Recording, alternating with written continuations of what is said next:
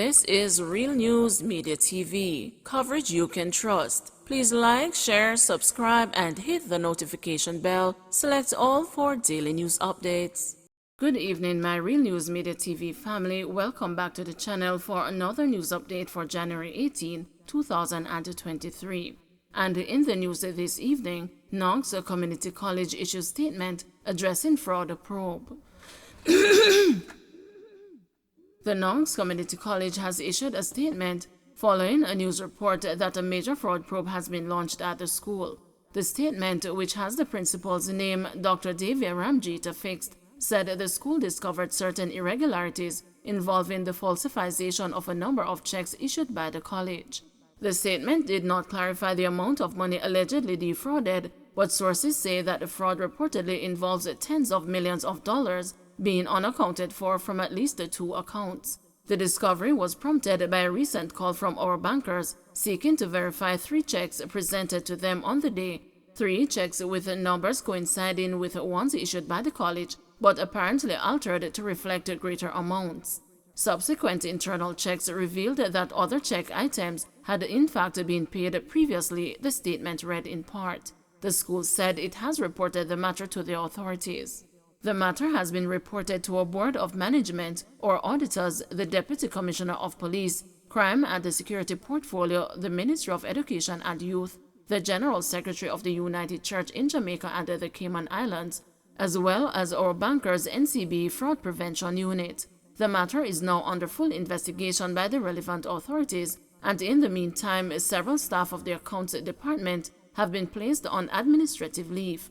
Contingency measures have been put in place to ensure business continuity, the statement said. Former SSL employee supposedly detailed intricate fraud scheme.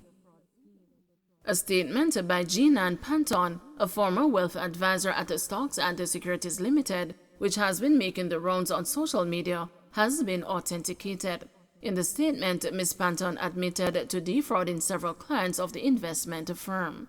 The justice of the peace, whose signature is affixed to the document, confirmed with the news that he signed the statement but did not read the contents. According to Ms. Panton's statement, she estimated that US $864,614.60 and Jamaican $18,186,000 was fleeced from the accounts of her clients. In the statement, Jean Panton lists almost 40 clients who were fleeced and details her reasons for stealing the funds. The statement, which was made to the management of Stocks and Securities Limited, is dated January 7, 2023, days before the multi-million-dollar fraud at the entity was made public. Notably, sprint legend Usain Bolt, whose US $12.7 million at SSL was defrauded, is not on the list of persons which Panton named in her signed statement. Giving her reasons for the fraud, she explained that around 2010, her father was diagnosed with cancer, and she was primarily responsible for her parents' care and finances. Ms. Panton said her father had to go overseas for treatment, and that is when she thought of borrowing money from the accounts of her clients. She said, "I had no idea how I would pay it back, but that was the solution at the time." 3 years later, she noted, her father passed away and again she went to her client's accounts to fund the funeral expenses. She also revealed that her brother tried to kill her mother and he was committed to a home, which further lent to her digging into her client's funds to cover those expenses as well. Ms. Panton said the ravages of the COVID-19 pandemic and a reduced salary from SSL led to her repeatedly withdrawing clients' funds to cover her various expenses. The document details the intricate scheme of how she withdrew millions of dollars from the clients' accounts. The statement said she would use various mechanisms, such as editing a customer's email in an email thread, which would provide a consent for the sale of clients' shares and make disbursements to the respective bearers. She said as the wealth advisor, she would then make a request to the asset management team for the approval of the sale. Once the shares were sold, checks would be requested and entrusted to 4 bearers who would change them at the bank and return the money to her. Additionally, when clients requested funds, she would put more than what was requested. When those funds were delivered to her, the client would receive the amount they requested and she would keep the remaining portion. In other cases, she said an email request would be made which did not originate from the client, and the entire sum would be kept by her. To keep her scheme going, she said when clients would request their funds or portion of it, she would borrow the funds from another account to make the requisite payments. FSC defends handling of fraud at SSL. The Financial Services Commission has defended its handling of the multi-million-dollar fraud at the Stocks and Securities Limited.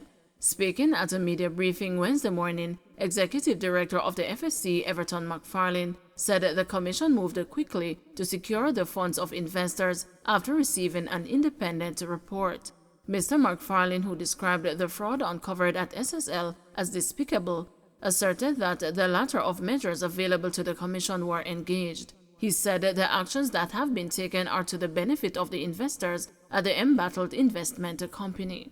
A quick response that was aimed at A, preserving the value and quality of the company's assets for the benefit of all clients, allowing the company where necessary to continue to conduct its business with its clients and other counterparties, but against a background where its clients and counterparties could be assured that there was a heightened level of due diligence, albeit with the FSC's involvement. And importantly, the response was aimed at providing the FSC with a mechanism to have daily and indeed intradaily insight into the affairs of the entity, which would assist us and the entity in managing itself concurrent with the investigations. But opposition spokesperson on finance Julian Robinson believes the Financial Services Commission has lost its credibility.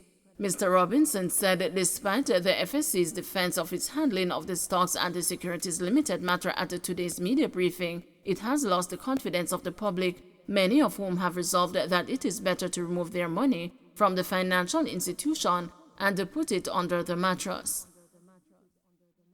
Former Commissioner of Police Lucius Thomas has died. He was 73 years old. Thomas served the Jamaica Constabulary Force for 38 years. His stint as a Jamaica's top cop lasted just over 2 years following his appointment in 2005.